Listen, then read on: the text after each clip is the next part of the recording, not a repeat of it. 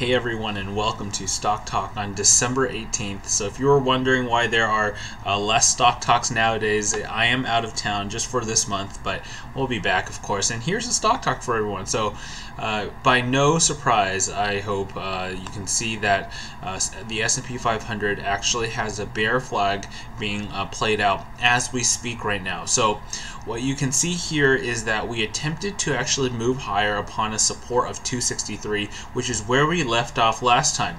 Now, I know our group, and especially myself, were expecting a bounce off the 263 level to come up, but it didn't happen. In fact, this bear flag played out so quickly that it caught a lot of people off guard. I was expecting this bear flag to start playing out perhaps the end of this year to next year, but what you can see is, in fact, we did have it play out, and now it's in progress. So where's our target zone? Our target zone continues to be this red box, which ranges from 247 to around 252. So you might be like, Kevin, well, look at this. Here's the low of this year, 252.92. How close did we get? Well, we got actually pretty close. You can see the low of today's candle was 253.28.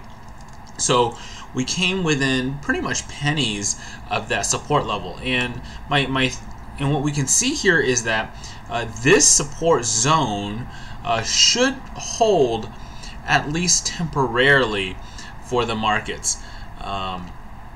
So what you can see right now is, yes, it should hold, but just be cautious, because what's relative right now is this a good buying opportunity? What am I looking for right now? I'm looking for any patterns to the upside right now, and that's what I'm looking for, because we're so close to my support zone. But it's relative, like I said. 247, if we go to the bottom of my range, is still what? Around $8 away on the SPY, right?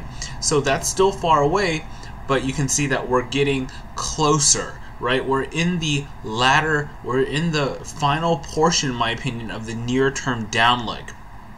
Now, let's go to the 3-year weekly chart, and what you can see here is that how quickly we've declined on a weekly basis. Can you see how quickly we've declined on a weekly basis? So just note that when a rally does occur, it will occur significantly, it will occur rapidly, and that's when we could make a really strong push towards, at the very least, the 20-period moving average or the 50-period moving average, which are converging. Oh, actually, they're diverging from each other, but once we get up there, we will have those. But it's far ways off, right? You can imagine the 20-period moving average right now is at 272.50. Right now, we're at, I can't believe we're saying that, but we're at 255 right now, right? So just be careful, as this bear flag has and is in its final phases, in my opinion. Now, let's talk about further downside targets. Let's say 247 is not supportive of the market.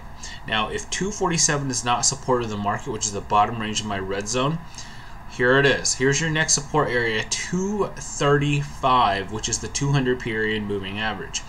So that will really be the panic event that will set the stage for an even bigger rally. So you're like, Kevin, why are you talking about rallies when we're dropping? And the reason is, the bigger we drop, the stronger the rally we get from wherever the bottom is.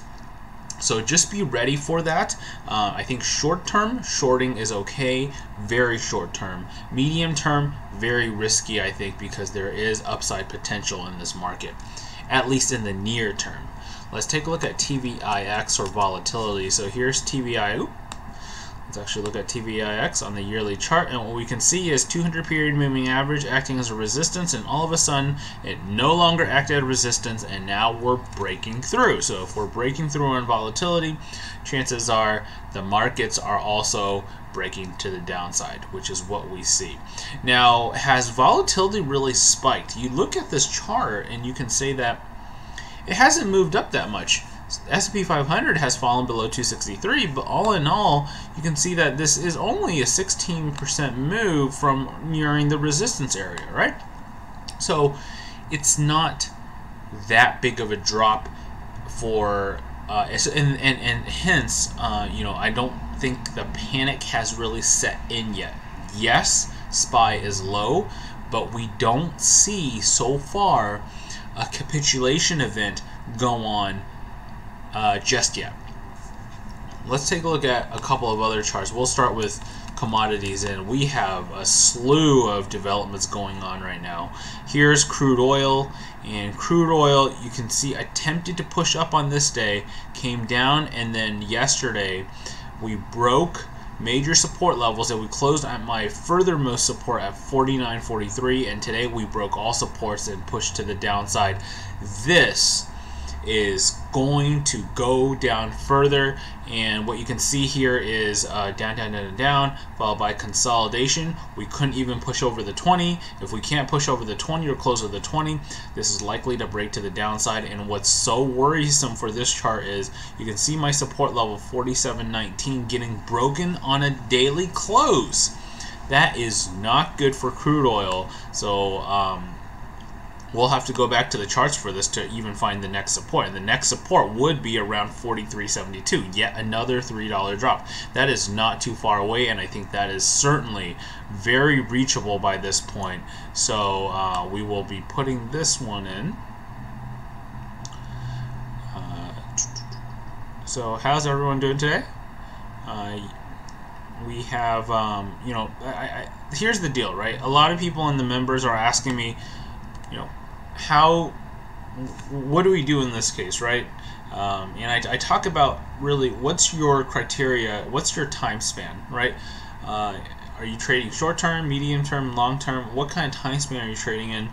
And if so, make sure you follow that plan, right? You don't want to deviate from that plan midway and say, hey, I'm going to cut my losses right now when, you know, we're kind of pretty low right now. So just be mindful of what's going on right now in the big picture. So NG, here's natural gas. Natural gas, what you can see is we had a pretty definitive down move on the yearly chart, but then we pushed higher. Look at this. Look how we came down, right? And then yesterday we came down, filled the gap, got rejected, came pushed down. But today we closed above this candle. Look for this actually to start reversing and move to the upside. This looks like it wants to push back to the upside. So this was a pretty powerful move today, and I would look to and seek for this one to continue at the very least to the 20-period moving average. So that's natural gas. Our group did take a D-gas position. We put D-gas up here, and then that was a pretty nice 50% gain, I think, at that point. So pretty good gains right there. And then let's take a look at /GC or gold futures. So gold futures has a support of 1242. What you can see is we have definitively bounced off of that level, and now it's moving higher. So gold continues to be bullish. I think while markets are tracking lower, people might be fleeing to gold among other commodities or currencies. And so what you can see here is that your resistance level is 1246. Oh, sorry, 12. Let me see. I can't really see it. 1266, 1267. That would be your resistance level. And then so far, this continues to be bullish. So if you're trading the futures, you are pretty much good to go. So with that, I want to thank everyone for watching this video. Hit the like button if you enjoyed listening to this stock talk, and I will see everyone soon for another one. Enjoy your day. It is a rough. I know by now you're probably, if I took you to the 180-day chart, you know the pattern. The pattern for the S&P 500 continues to be pushing lower, and I know our group has gotten used to push to the upside followed by a fade the PM, or a push to the upside and then followed by a fade in the AM. And this has been the name of the game for a while, and this will continue to happen until we see some, in my opinion, a pretty strong down move. What you can see here is, okay, we went higher, okay, we did a double peak again. In the previous day, we did double peak again, came down. Double peak again, and then what happened? Came down. We tried to recover, failed, come back after hours. This is not a very healthy market right now, so until we can see some upside, the downside continues, in my opinion, to be favorable in the near term. So this is on a really hourly basis, in my opinion. Alright, for more insights on what these trends mean and how I look at these charts, and really to talk to the group, including myself, during the trading day, feel free to check out the course, which is in the description box down below. Thank you very much for watching. Happy trading. See y'all later.